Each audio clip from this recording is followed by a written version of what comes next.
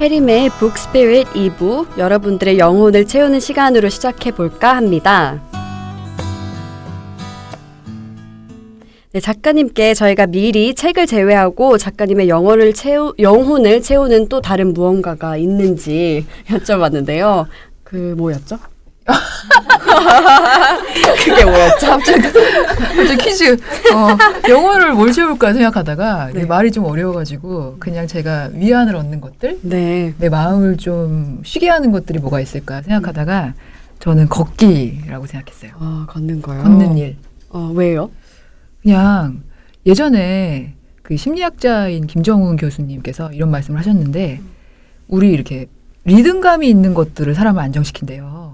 이를테면 춤도 그렇고 스텝도 그렇고 그리고 아기가 엄마 뱃속에서 이렇게 심장 소리 들으면서 크는 것도 그렇고 오히려 너무 정막이 흐르면 사람들이 잡생각이 난다고 하더라고요. 그래서 생각을 하고 싶을 때는 걸으라고 하시더라고요, 그분이.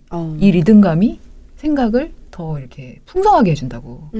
잡생각이 빠지는 게 아니라 뭔가 아이디어를 한다거나 아니면 내가 새로운 뭔가 생각이 필요할 때거나 이럴 때는 천천히 걸으면서 그것에 대해서 한 번씩 생각해보고 오늘 있었던 일에 대해서 한번 좀 반추를 해본다거나 이런 작업들이 도움이 된다고 얘기를 들었거든요. 그래서 그 이후에 조금 휴식을 취하고 싶다고 생각할 때는 운동화를 신고 밖으로 나가죠. 그리고 걷는 게 제일 좋은 운동이라고 저도 들었거든요. 네. 그러면 걷다가 뛰기도 하고 하나요? 네, 이렇게 인터벌로 요즘에는 헬스클럽에 가가지고 러닝머신을 이용할 때는 2분 뛰고 2분 걷는 거예요. 2분 뛰고 2분 걷고 그거를 한 30분에서 40분 하면은 온몸이 땀으로 젖으면서 다시 태어날 수 있어요. 야수로. 그럼 만약에 헬스장에서 운동을 안 하면 어디에서 걸어요? 주로? 예전에는 이렇게 동네 한 바퀴 아니면은 주변에 있는 공원 몇 바퀴 이렇게 돌았는데 좀 지루하더라고요. 네. 그래서 요즘엔 등산도 하고요. 근데 이렇게 할 때 혼자 해요? 아니면 이렇게 누구 친구랑 같이 가나요? 등산 같은 건 친구랑 같이 가요. 만나는 시간을 등산으로 하는 거죠. 너무 이게 나이가 나온다. 그리고 얼마 전에 그 한양 도성길을 가봤거든요. 네. 서울에 이렇게 도성길이 있어요. 몇 군데 에리어가 이렇게 있어요. 그래서 올라가면서 전망도 보고 그리고 도성 이 벽에 이렇게 전통적인 그런 예전에 그 외구의 침입으로부터 우리를 지켰던 그런 건축물들의 아름다움도 보고 좀 좋았어요. 즐거운 산책이었죠. 네. 저도 친구랑 약속을 등산으로 한번 잡아보고 싶네요. 그 친구 안 올 것 같아. 30분 늦는 거 아니에요? 그래서 그냥 가고. 그냥 가고. 그래서 얼마 전에 읽은 책 중에 걷기에 관련된 책이 하나 있었거든요. 네. 리베카 솔릿이라는 작가님이 쓴 걷기의 인문학이라는 책이 있어요. 지금 조금은 읽고 있어. 다는 읽지 못했는데 거기 앞에 이런 구절이 나오더라고요. 걸어가는 사람이 바늘이고 걸어가는 길이 실이라면 걷는 일은 찢어진 곳을 꿰매는 바느질입니다. 와. 모든 대립을 봉합하고 그리고 회복하고 이런 기능이 있는 게 걷기라고 말씀을 하시더라고요. 어떻게 그런 비유를 너무 그런 멋있죠. 설명을 해줘? 처음 들어봤어요. 저도요. 너무 신선하다. 네, 그래서 이 책 되게 멋있다 하고 요즘 읽고 있습니다. 네. 지금 만약에 미세먼지가 좀 줄어들면 좀 가서 이렇게 저도 걷고 싶네요. 네, 나중에 이제 우리 북스피릿이 100회 이렇게 하면은 독자분들과 걷기 소모임 하나 해가지고 그럼 너무 좋을 너무 것 같아요. 좋겠죠. 네. 네. 저도 불러주세요. 네. 근데 또 책 읽어보니까 걷기 말고 요가에 대해서도 얘기가 있는데 요가도 계속 하시나요? 요가는 요즘 좀 못해요. 네, 요즘에는 PT를 받고 있어요. 그래도 운동을 꾸준히 하시네요? 네, 제가 이게 매일 앉아있는 직업이잖아요. 계속 책상 앞에 앉아있고 그리고 웅크려가지고 작업하고 네. 이러니까 좀 서바이벌로 운동하는 거예요. 살려고. 그러니까 운동을 좋아서 하는 게 아니라 억지로. 해야 되니까 억지로. 그래도 억지로 하는 게 너무 대단하네요. 근데 그거 안 하면은 너무 몸이 아프고 다음날 작업할 때 몸이 막 붓고 막 이러니까 열 몇 시간씩 앉아있잖아요, 작가들은. 네. 그래서 좀 건강을 위해서 하는 편이고 사실 혜림 씨도 운동하시지 않아요? 저는 왜 그런지 모르겠는데 사람들은 제가 운동을 굉장히 좋아하고 잘하는 줄 아시더라고요. 아니에요. 저 운동 진짜 싫어하고 네. 진짜 저도 해야 되니까 억지로 하는 거고 활동할 때는 방송에 나와야 되니까 억지로 운동을 한 거였지만 개인적으로 정말 싫어하는데 그래도 유일하게 좋아하는 운동은 걷기예요. 저도 제일 뛰는 것도 싫어요. 저는 그냥 걸어요. 만약에 제일 빨리 걸으면 파워워킹 정도 뛰는 건 너무 싫어요. 운동을 안 좋아하는데 요즘 예전에 활동할 때는 멤버들이랑 같이 무대에서 공연을 하고 춤 연습하고 하다 보니까 그게 운동이 됐었는데 요즘엔 제가 느끼는 게 뭐냐면 학교에서 저도 계속 공부하고 집에 와서 계속 과제하고 계속 앉아있다 보니까 무릎이 아픈 거예요. 저 지금도 무릎이 아파요. 왼쪽 무릎이 아픈데 이러면 안 되겠다는 생각 좀 들어요. 좀 걱정돼요. 그래서. 진짜? 운동을 너무 안 해서. 근데 사실 좋은 거는 이제 제가 운동을 안 좋아하는데 핑계가 생긴 거예요. 나 공부해야 돼서 운동할 시간 없어. 이런 핑계가 생겨서 그걸 좀 즐기고 있긴 했었는데 내 몸이 이제 말을 안 듣니까 좀 아이고. 네, 이제 독자분들의 질문을 읽어보도록 하겠습니다. 질문이 또 있나요? 2가지 남아 있습니다. 네. 공블리님이 보내주신 건데요. 이 질문과 비슷한 질문이 많이 있었습니다. 네, 아무것도 안 한다고 하셨는데 사실 저는 아무것도 안 하면 불안하거든요. 작가님이 말씀하신 것처럼 아무것도 안 하는 거는 저 같은 사람은 그럼 어떻게 해야 아무것도 안 할 수 있을 것 같으세요? 이게 뭔가 선문답 같기도 하고. 근데 이 질문에 답이 좀 나와 있는 것 같아서 아무것도 안 해야 아무것도 안 할 수 있죠.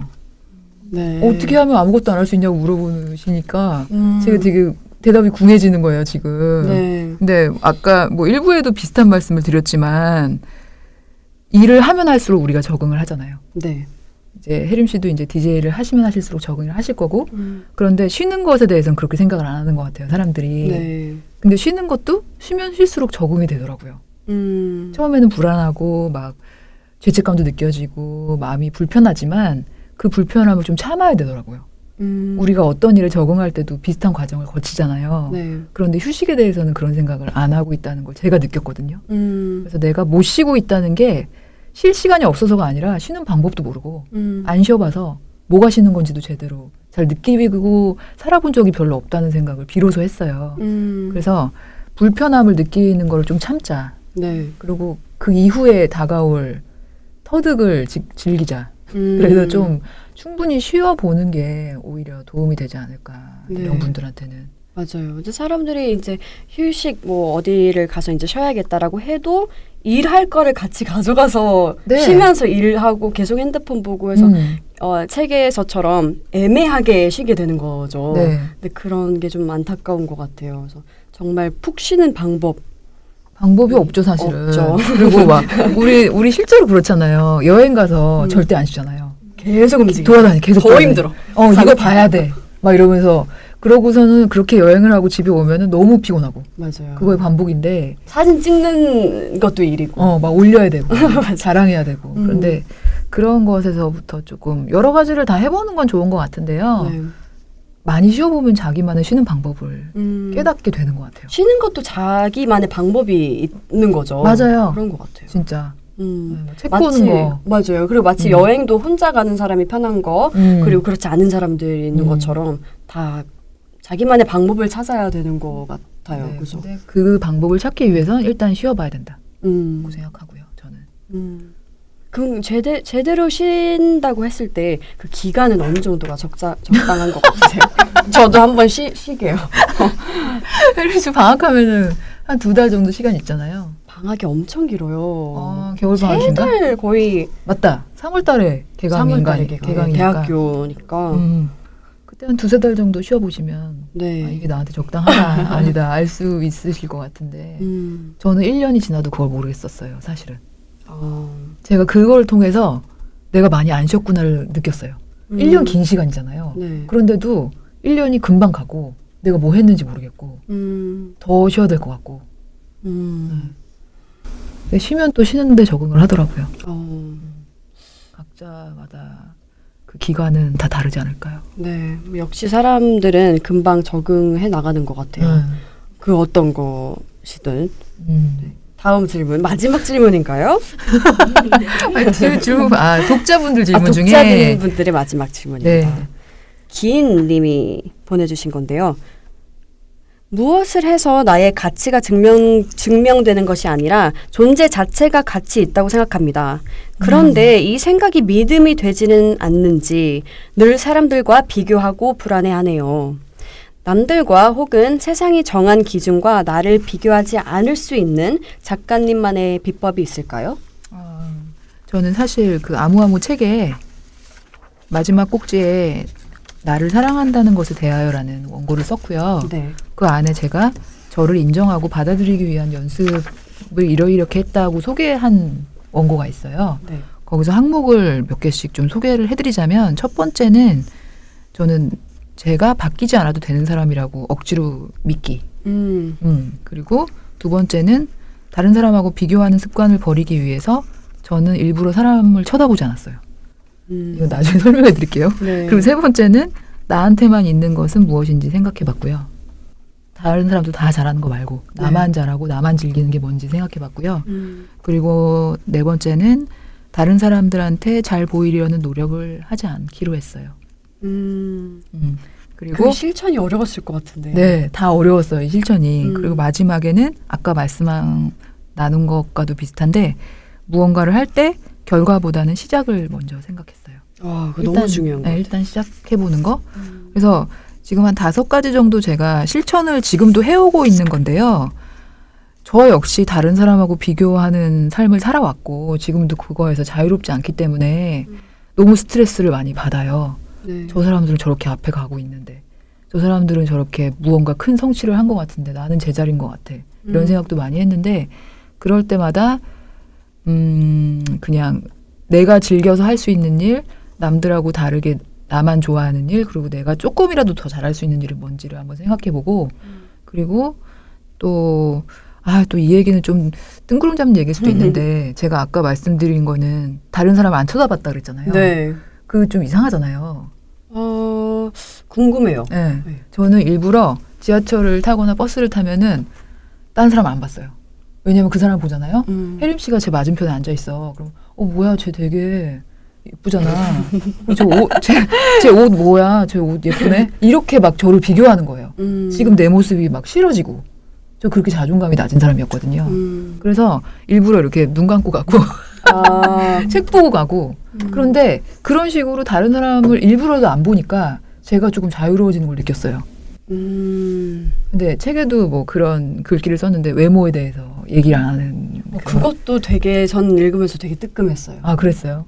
왜냐면 외모에 대해서 얘기하는 게 되게 그냥 인사 같이 됐잖아요. 밥 먹었다는 것처럼 예뻐졌네, 살 빠졌네 이런 얘기 너무 그게 자연스러워져서 그거에 대해서 깊게 생각하지 않았는데 정말 외모를 빼고 얘기를 할 수 있을까?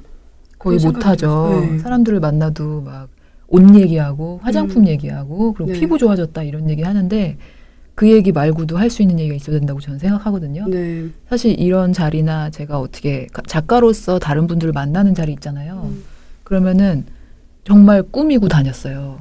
꿀리기 싫어가지고 막 네. 화장도 더 세게 하고 옷도 예쁘게 입고 싶고 그런데 제가 그 생각을 자꾸 하다 보니까 제가 딴 데 신경을 쓰고 있는 거예요.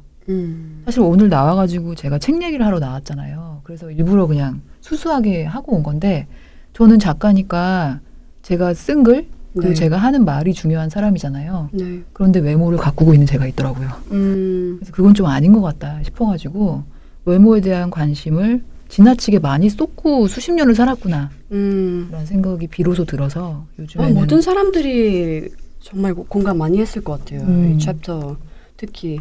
그렇죠. 근데 젊은 친구들은 더 많이 그런 생각을 하고 살잖아요. 네. 예쁜 거 입고 싶고 막 예쁘게 하고 그렇죠. 싶고 막 이러니까 그런데 그 친구들이 그렇게 생각하는 건 자연스러운 행동이고 생각인 것 같고요. 저는 지금 조금 그렇게 안 해보려고. 네, 그것보다 중요한 게 있지 않을까라는 생각에. 저도 작가님 글 읽으면서 외모에 대해서 나도 좀 자제해야겠다 그런 얘기하는 거에 대해서 저는 최고의 칭찬이 예쁘다, 잘생겼다 이런 거라고 생각을 요즘에도 하고 있는데 되게 잘생겼어요, 뭐 예뻐요 이런 걸 얘기하거든요. 저는 근데 그런 칭찬도 그냥 혼자 생각해야 되나요? 네. 저는 그래요. 그래서 근데 그런 칭찬을 들으면 기분 나쁘진 않잖아요. 근데 그 칭찬 안 들었을 때는 어때요?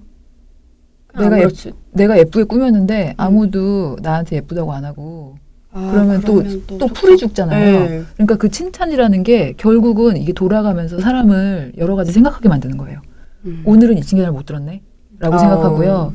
특히 그런 얘기를 많이 하더라고요. 아이를 키울 때 아이한테 외모 칭찬을 많이 하면 이 아이가 그거를 들어야 마음이 놓이는 거죠. 예쁘다는 말을 들어야 마음이 놓이고 너 오늘 뭐 예쁜 옷 입었네 라고 얘기를 해주지 않는 날은 속상해 한다는 거예요. 그러니까 결국 그 칭찬이 아이를 키우는 칭찬이 아닌 거잖아요. 네. 그래서 가급적 그냥 말을 하지 말자 외모에 대해서는. 그거 말고 요즘 어떤 정답인 것 같아요. 요즘 어떤 생각을 하고 있는지 어떤 일이 있었는지 여러 다른 이야기들이 있으니까 그 얘기를 한번 해보자라고 생각하게 됐죠. 정말 많은 생각이 지금도 너무 많은 생각을 하게 되네요. 네.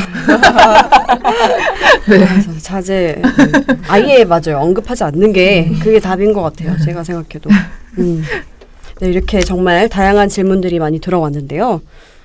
질문해주신 모든 분들께 우선 너무 감사드리고요. 감사합니다. 이렇게 게스트 분들께 궁금하신 점들은 저희 다산북스 블로그에 미리 글 올려주시면 저희가 질문을 받고 있으니까 종종 들어와 주세요. 많이 물어봐 주세요. 그럼 작가님과 더 깊은 이야기 이어가도록 하겠습니다.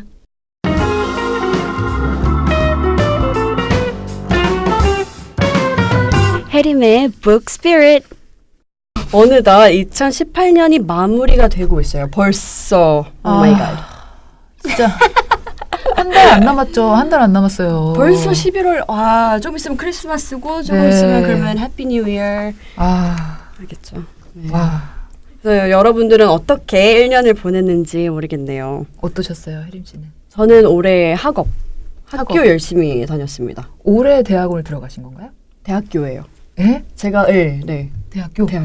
그러니까 대학교를 원래 들어갔어야 될 나이에 네. 미국 활동을 원더걸스 활동을 하고 있었어요. 그래서 그때부터 가고 싶다는 마음은 있었지만 상황이 안 돼서 못 갔고 그래서 이제 작년에 입학해서 외대 다니고 있습니다. 지금 1학년이에요, 그러면? 이제 2학년이에요. 2학년이 됐어요. 네, 2학년 2학기 다니고 있어서 딱 절반. 절반 왔구나. 재밌어요, 공부하는 거? 재밌어요. 재밌는데 점점 어려워져서 제가 걱정하는 게 성적이 조금씩 떨어지고 있어서 이게 좀 속상해요.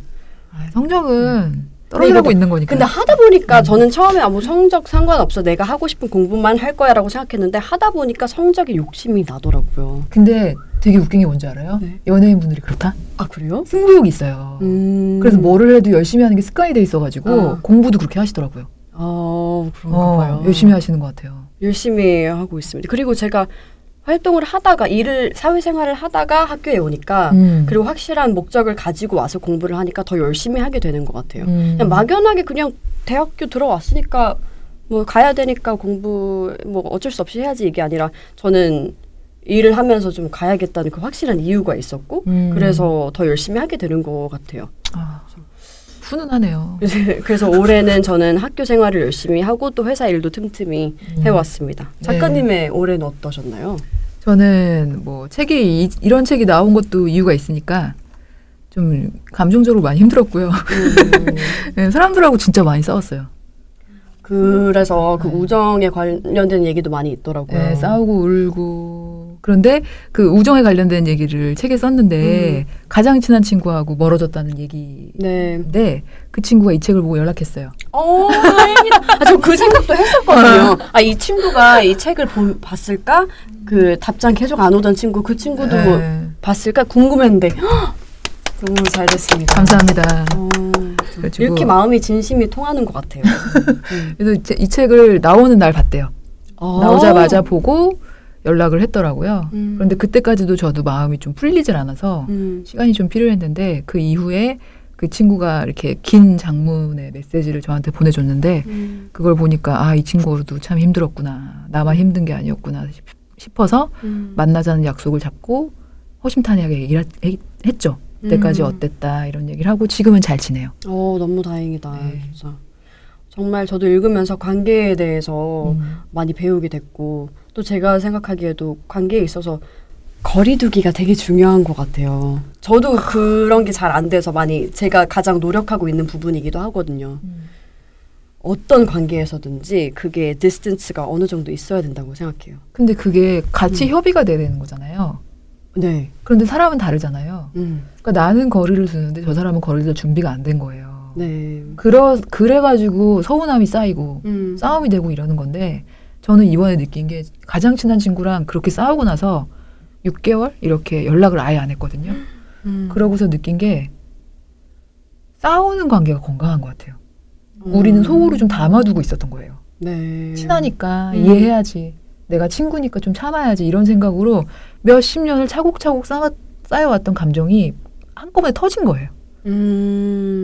그래서 이번에 그 일을 겪고 나서 이게 잘 푸는 거 되게 중요한 것 같다. 맞아요. 소중한 사람이라면 좀 서운한 얘기도 할 수 있어야 되고 네. 그리고 좀 싸워보기도 해야 되고 서로 울기도 하고 이래야 되는데 그냥 좋은 게 좋은 거다 하고 묻어놓은 세월들이 결국은 팡 터진 느낌을 받았거든요. 네. 그래서 그런 좀 감정의 해소들 네. 나부터 내 감정을 좀 해소하고 좀 전달하고 이런 방법들을 알아가는 게 진짜 큰 연습인 것 같아요. 맞아요. 오늘도 참 제가 많이 배우고 갑니다. 저도 되게 고민했던 부분인데 이렇게 해결책을 그럴 수밖에 없죠. 인간관계 어렵잖아요. 네. 그러니까 뭐가 있으면 말 안 하게 되고 이러는데 이렇게 역시 대화로 푸는 방법이 대화를 풀어야 되고. 근데 그 작가님이 그 사과도 타이밍이 있다 그 부분처럼 네. 정말 그 타이밍도 되게 중요한 것 같아요. 근데 타이밍이 어긋났다고 생각해도 진짜 진심을 다해서 얘기하면 그 사람한테 어느 정도는 닿는 것 같아요. 내가 약간 창피한데 창피한 거 숨기고 나 지금 좀 자존심 상해. 그러니까 자존심 상해하는 거 좀 빼고 그래 미안해 이렇게 얘기하면 안 되고 나 좀 이랬고 너한테 이렇게 생각했고 나도 뭐 이랬고 좀 길더라도 자기 감정을 좀 허심탄회하게 털어놓으면 결국은 좀 닿더라고요. 역시 가장 중요한 건 진실. 내 진실된 내 마음. 진심. 내 진실해지기가 참 용기가 필요하잖아요. 맞아요. 사과하는 게 어려운 것 같아요. 지금 잘못한 거 하나 있으세요? 아니요. 없어요. 예전에. 그래서 저는 이 일을 겪고 나서 또 멀어진 친구가 한 명 있었거든요. 한 7, 8년 전부터 연락을 안 하는 친구가 있었는데 그 친구도 되게 소중한 친구였는데 왜 멀어졌냐면 저는 이제 싱글로서 혼자 살면서 글을 쓰는 삶을 택했고 네. 그 친구는 결혼을 해서 아이를 가지니까 삶이 너무 바뀌니까 연락을 잘 못하겠고 만나도 얘기할 거 없고 그랬거든요. 그렇죠. 네. 그러니까 자연스럽게 멀어지면서 연락을 안 하게 된 거예요. 그래서 이 책을 쓰고 나서 그 친구한테 편지 보냈어요. 그때 우리 너무 좋았는데 우리도 모르게 이렇게 멀어진 것 같다고. 그래서 솔직하게 써서 보냈더니 친구가 그러더라고요. 나도 그런 생각 하고 있었는데 지금 생각하면은 나도 결혼을 준비하고 애를 낳고 하면서 힘들었던 감정들을 그냥 이렇게 눌러온 것 같다고. 그래서 만나서 얘기하기로 했어요. 와우. 뭔가 이렇게 좀 하는 게 좋겠더라고요. 먼저 찜찜하니까. 손을 내밀어 주는 것도 정말 용기 있는 것 같아요. 근데 받아주는 것도 용기잖아요. 맞아요. 받아주는 것도 용기고. 고맙죠. 네, 이어서 하겠습니다. 아무것도 안 해도 아무렇지 않구나 해서 보니까 일기를 써야겠다고 다짐하시던데 연말이니까 다시 여쭤볼게요. 꾸준히 일기를 쓰신다는 약속 지키고 계신가요? 하나, 둘, 셋, 아니요. 다짐은 다짐일 뿐. 쉽지 않았어요. 그런데 핸드폰이나 네. 아니면은 수첩 같은데 그때그때 떠오르는 일기 쓰고는 있는데요. 일기장을 하나를 정해서 매일 쓰는 거 쉬운 일이 아니더라고요. 그렇죠. 네. 그래도 틈틈이 가끔이라도. 네, 가끔은 쓰죠. 언제부터 쓰셨어요? 꽤 됐죠. 네, 그러니까 뭔가 이렇게 정해져 있는 일기장이라는 매체가 없을 뿐이지 그때그때 들었던 생각이나 경험들은 수첩에 꾸준히 쓰고 있어요. 혜림 씨는 어때요? 저는 일기장 정말 추천하고요. 저는 초등학교 어렸을 때부터 일기를 쭉 써왔어요. 그래서 지금 10권이 훨씬 넘어요. 지금도 쓰고 있고. 어머. 근데 제가 연습생 때는 매일 썼어요. 매일. 와. 거기에서 힘들면, 그러니까 제 내면적인 얘기를 누구한테는 잘 얘기 안 하지만 일기장에 다 털어놓은 거예요. 다 얘기를 한 거예요. 근데 요즘에도 계속 틈틈이 쓰고 있어요. 근데 일기의 힘을 정말 전 믿습니다. 어떤 식으로 많이 위로가 됐어요? 쓰는 동안? 쓰면서 우선 쓰면서 제 생각이 정리가 너무 잘 되고요. 그리고 제가 일기를 쓰면서 연습생 때 매일 썼던 게 꿈, 이렇게 dream list 해가지고 진짜 뭐 큰 꿈, 작은 꿈 다양하게 썼어요.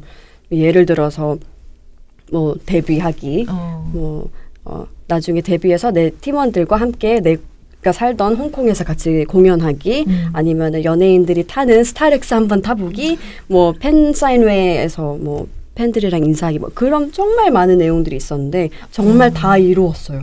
감사하게도. 그러니까 전 그만큼 그 일기 쓰는 힘 정말 있다고 생각해요. 되게 정말 전 진짜 적극 추천합니다. 네. 근데 진짜 이게 실험 결과로도 증명이 됐잖아요. 그렇죠. 예, 학생들이 뭐 하버드 학생들 인생 종단 연구했을 때 구체적으로 자기 희망사항을 일기에 쓰고 그거를 실천하려고 노력했던 사람들이 다 실천을 했다고. 네. 거의 대부분이 했다고. 그래서 스스로한테 그거를 들려주고 행동으로 옮기게끔 하는 가장 큰 힘이 되는 거죠. 그런 네. 것들이.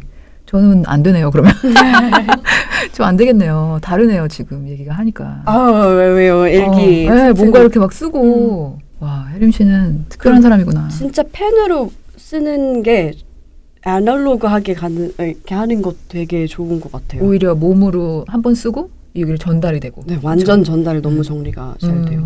그래서 작가님도 해볼까요? 내년에는 내년에 네, 화이팅. 네, 화이팅. 네. 그리고 요즘에는 SNS가 어떻게 보면 일기 같은 역할을 하는 것 같아요. 네. 저도 열심히 하고 있는데. 아, 몰랐어요. 팔로우백 할게요. 네, 감사합니다. 영광입니다.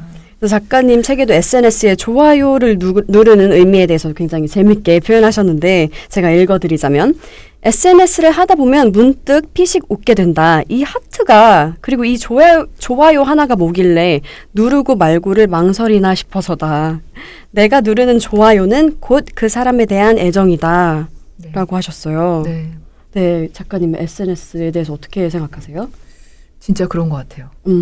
이 사람이 좋으면 네. 이 사람이 어떤 걸 올려도 누르게 되고 그리고 어떤 제가 좀 별로라고 생각하는 사람 중에 또 친구가 있잖아요.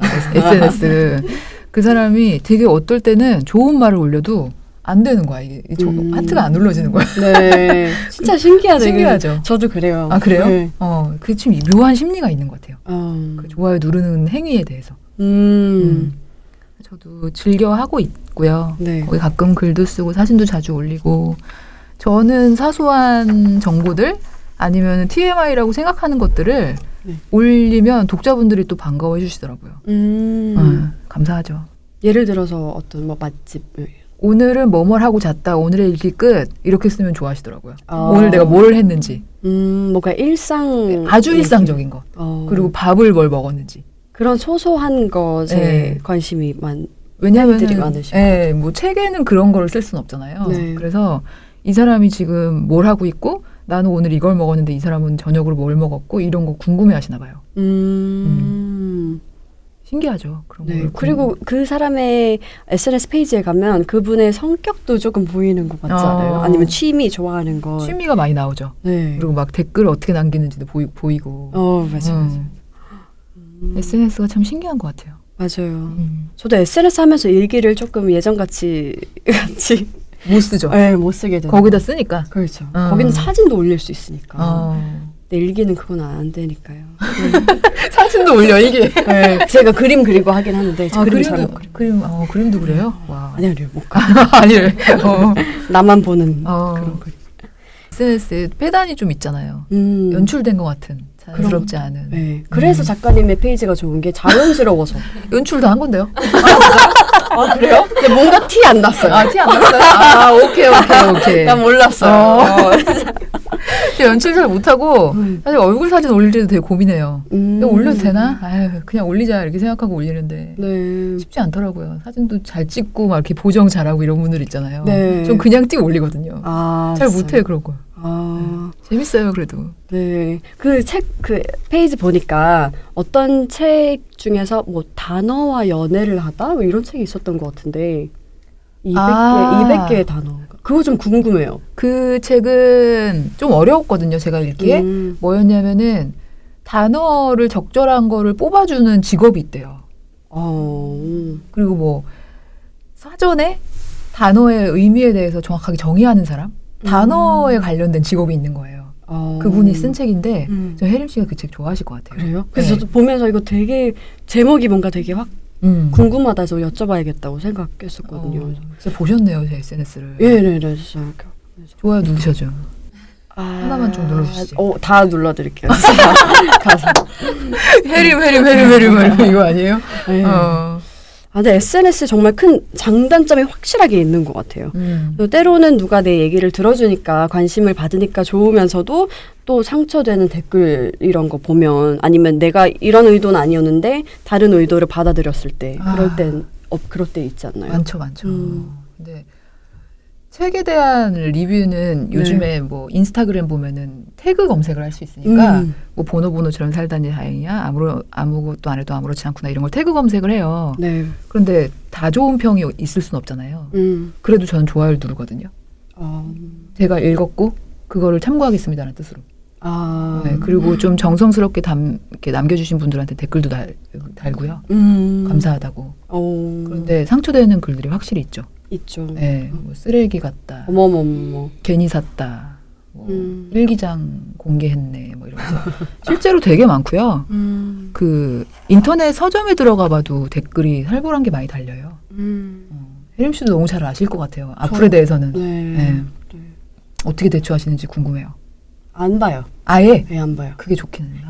제 기사를 봐도 밑에까지 안 내려가요. 여기까지만 딱 거기까지만 기사까지만. 네. 그러니까 제가 원더걸스 처음 합류했을 때 저는 댓글을 많이 안 봤어요, 일부러. 왜냐면 좋은 댓글보단 당연히 안 좋은 댓글이 많을 거고. 근데 별로 관심이 없어서 일단 댓글은 안 봤어요. 별로 모르고 싶어서. 근데 주변에서 사람들이 어머 어떡해 좀 괜찮아? 요즘에 악플 많이 달리던데. 주변에서 그래서 내가 지금 악플이 많이 달리고 있구나라고 알았지 내가 막 보고 그러진 않았어요. 혜림 씨 되게 현명했다. 그게 쉽지 않잖아요. 궁금하잖아요. 안 궁금했어요. 진짜. 저는 막 예전에 강연하거나 독자와의 만남할 때 악플 읽었거든요. 제가 직접. 그것도 책에 있었던 네, 것 같아요. 웃으라고. 근데 아무도 안 웃고. 저랑 MC랑 둘이 웃고 여기 분들은 하지 마세요 막 이러고 좀 착하신 분들 많이 오셔가지고 그랬네요. 근데 요즘은 저도 많이 안 봐요, 일부러. 네. 오히려 좀 상처도 되고 기분이 안 좋아지니까 일단. 맞아요. 또 오래 오래 남잖아요. 남고. 네. 참 칭찬은 많이 받아도 좋은데 안 좋은 얘기는 되게 하나만 들어도 오래 남는 사람 그런 것 심리가 맞아요. 그래요. 작가님 혹시 홧김 비용이라는 말 들어보셨나요? 저는 홧김 비용을 이번에 처음 들어봤거든요. 근데 이제 작가님께서 힘들 때 2만 원 딸기로 큰 위로를 받으셨다고 책에 적혀 있는데 이제 홧김 비용이라는 게 스트레스를 받지 않았다면 사지 않았을 건데 스트레스를 받았기 때문에 내가 뭔가 산 거. 사면서 스트레스를 푸는 거죠. 네. 그런 뜻이라고 하더라고요. 근데 작가님은 본인에게 대접하고 싶은 날에는 어떤 걸로 홧김 비용을 하시나요? 홧김 비용은 사실 그 말에 약간 부정적인 뉘앙스가 있잖아요. 네, 뭔가 홧김. 그리고 막 죄책감도 좀 느껴지고 내가 괜한 돈을 썼어 막 이러면서. 근데 저는 저한테 좀 오늘 위로가 필요하다고 생각할 때는 제가 저를 위해서 요리를 해요. 한 끼 제대로. 안 그래도 그 페이지 SNS 페이지에 요리를 되게 많이 하시는 것 같아요. 그냥 좀 잘 차려 먹고 싶은 날이 있잖아요. 오늘 좀 고생한 것 같다.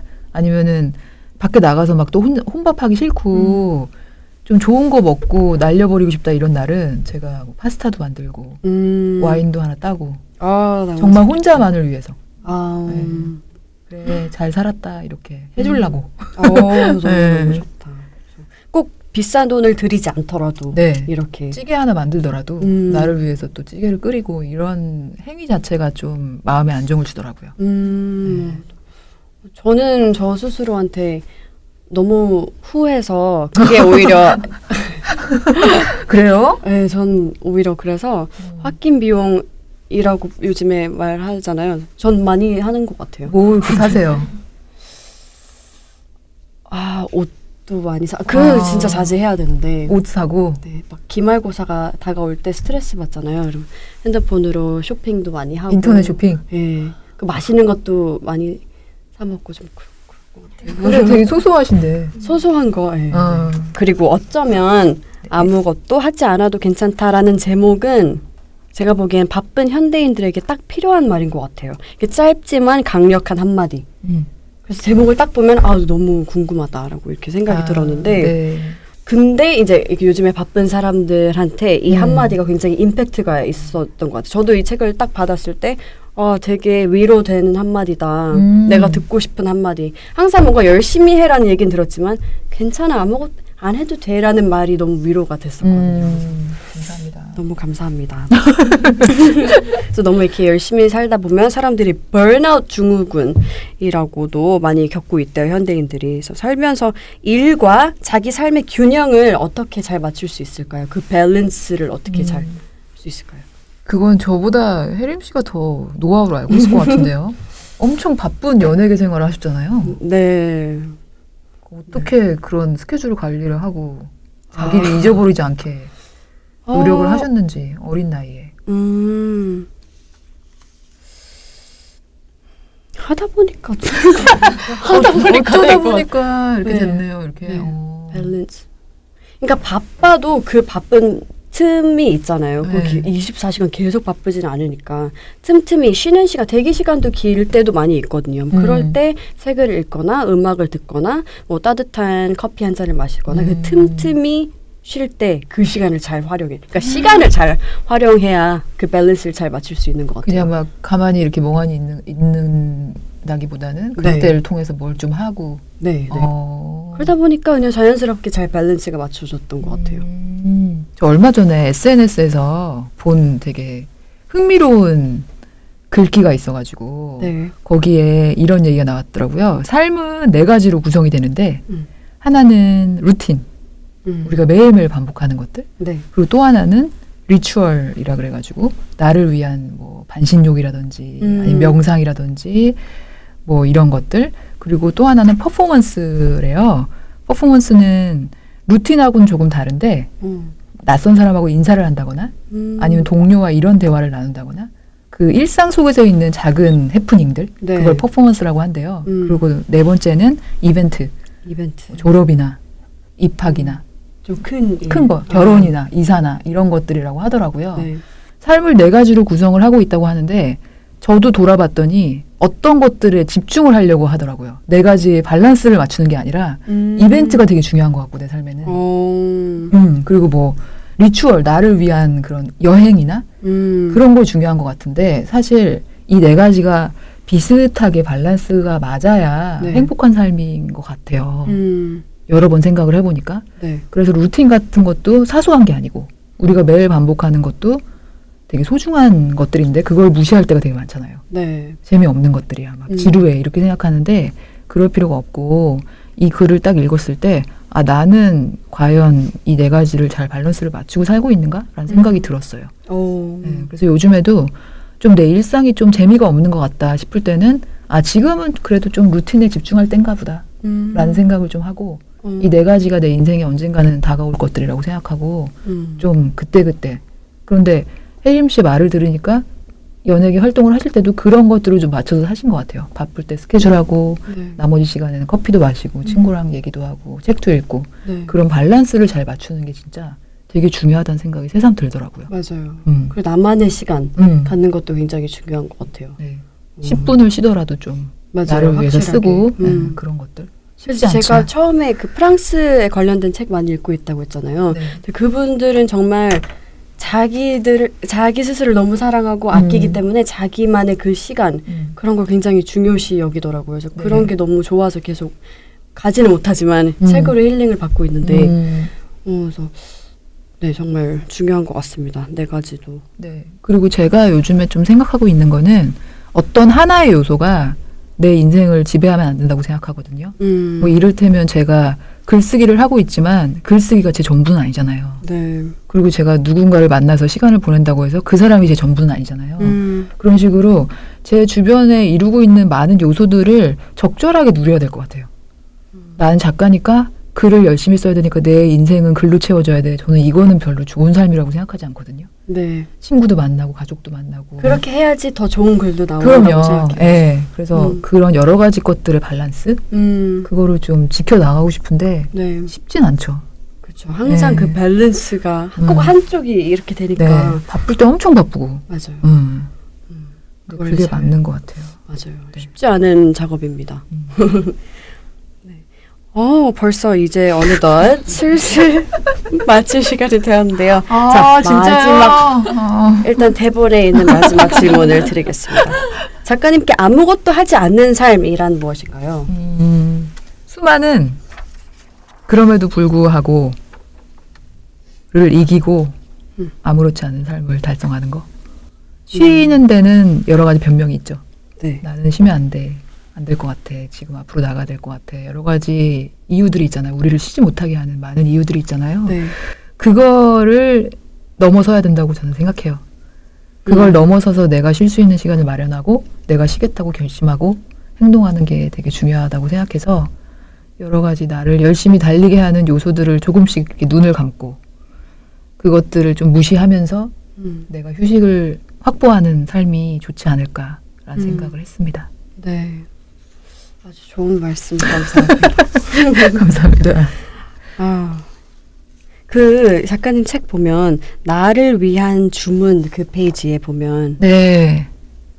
그거 보면서 저도 제 생각하게 됐거든요. 나는 어떤 주문을 하는지. 궁금해요. 요즘에 작가님 어떤 새로운 주문이 있나요? 아니면 2개 있어요, 2개. 뭐예요? 하나는 나는 이 사람을 사랑한다 이렇게 생각하는 거예요. 그래서 이 사람을 사랑한다고 생각하면 이 사람이 실수를 해도 이해가 되는 거예요.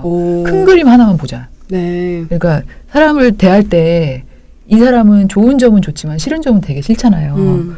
그런데 대부분의 사람들이 좋은 점과 싫은 점을 같이 갖고 있잖아요. 네. 그런데 싫은 점은 너무 싫고 좋은 점은 너무 좋잖아요. 네. 그래서 이 사람에 대한 형평성이 항상 어긋나는 거예요. 조금이라도 실수하면은 되게 밉고 그런데 사람이니까 그럴 수 있겠다고 생각하고 그럼에도 불구하고 나는 이 사람을 좋아해. 그러니까 이해하자. 그렇게 하나를 생각하고 있고요. 네. 또 하나는 어떤 일이 있을 때 내가 지금 면역력을 기르고 있는 과정이다 라고 생각해요. 뭔가 어려운 일이 있거나 아니면 부담스러운 일이나 좀 짜증나는 일이 있을 때 이거를 겪고 나기 전과 후는 좀 다르겠지 내가. 좀 면역이 되겠지 내 마음에. 네. 그렇게 생각하면은 조금은 낫더라고요. 저한테 스스로 들려주죠. 어려운 경험도 해봐야 된다. 맞아요. 면역력을 위해서. 되게 그 주문 그 챕터 봤을 때 되게 중요하다고 생각했고 그래서 저는 생각해 봤을 때 저도 짧지만 오늘도 감사합니다.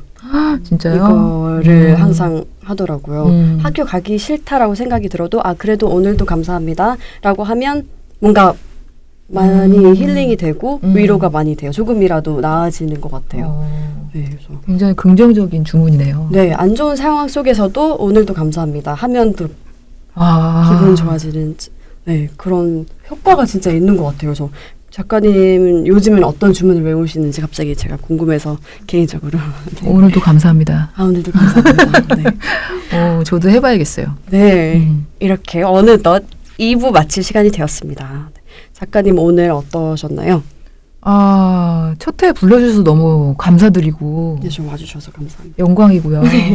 저도요. 제가 너무 이렇게 터덜터덜 온 것 같아가지고 아닙니다. 뭐라도 좀 케이크라도 사올 걸 아니요. 그런 생각도 했고요. 괜찮습니다. 편안하게 분위기 만들어주셔서 너무 감사드리고 저야말로 감사합니다. 앞으로 방송 기대돼요. 네. 승승장구하시기를. 감사합니다. 네, 초대해 주셔서 감사합니다. 와주셔서 감사합니다. 네. 이렇게 마치기 전에 작가님의 아무것도 안 해도 아무렇지 않구나에서 작가님이 가장 좋아하는 내용을 발췌하여 작가님 음성으로 직접 듣는 시간 가지면서 마무리하겠습니다. 해림의 북스피릿 오늘 여기서 마치고요. 다음 주에도 여러분들 채워드리겠습니다. 오늘 함께 해주신 김신혜 작가님 감사드리고요. 감사합니다. 함께 해주신 여러분들도 너무 감사드립니다. 나는 역지사지가 별로다. 남들과는 다른 내 마음을 지키기 위해 나와는 다른 누군가를 인정하기 위해 이제는 그런 사자성어 따위 버리고 싶다. 대신 나는 당신이 아니랍니다. 라는 마음으로 살고 싶다. 사람 사이에서 노력과 이해보다는 인정 또는 수용이 더 인간적이라는 생각이 들어서다. 상대방을 존중하는 일은 그에게 무언가를 제안, 조언, 충고하는 것이 아니라 그는 나와 다른 사람이라는 사실을 인정해 주는 것이라 믿는다. 그동안 들어왔던 나 같아서 하는 말인데로 시작되는 과거 및 통죄에 우리는 얼마나 마음고생을 해왔는가. 그래서 이제는 누군가에게 조언하고 싶어질 때면 이것이 애정의 발로인지 통제 욕구의 구현인지를 다시 한번 따져본다. 후자인 경우가 대부분이기에 가급적 조언 자체를 꾹 삼키게 된다. 굳이 내가 참견해주지 않아도 다들 각자 잘 살아간다. 내가 누군가의 참견 없이도 어떻게든 살아가고 있는 것처럼. 세상에서 가장 나 잘 되길 바라는 사람은 나다. 그 마음은 내가 나한테 품는 것만으로 족하다. 그러니 이제는 누가 나에게 간섭한다는 생각이 들면 그저 이 말을 떠올린다. 나는 당신이 아니랍니다.